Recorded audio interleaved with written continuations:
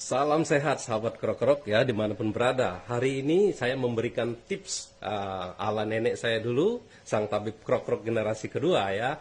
Bagaimana cara mengatasi batuk yang membandel ya.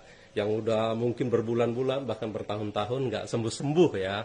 Ternyata ya sebenarnya ini rahasia tabib, tapi karena saya ingin sekali berbagi agar banyak yang sembuh karena ramuan ini sebenarnya ramuan sangat gampang dicari ya.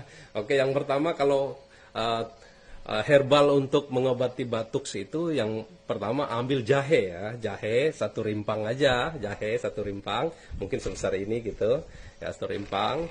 Kemudian ditumbuk-tumbuk dihalusin gitu, kemudian bawang merah 3 saja, 3 ya, 3 ingat harus ganjil ya. Kalau 3, 3, kalau 5, 5 ya. Tapi 3 aja yang baik.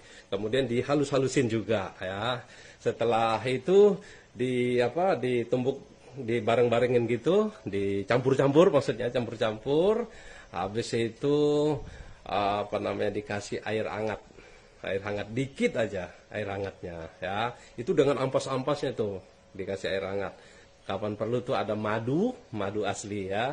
Dikasih itu dicampurin semua di situ, kemudian diminum. Itu minumnya tuh saat mau tidur ya, tidur malam itu ya minum ya. Lakukan nggak usah lama-lama, 1 minggu ya.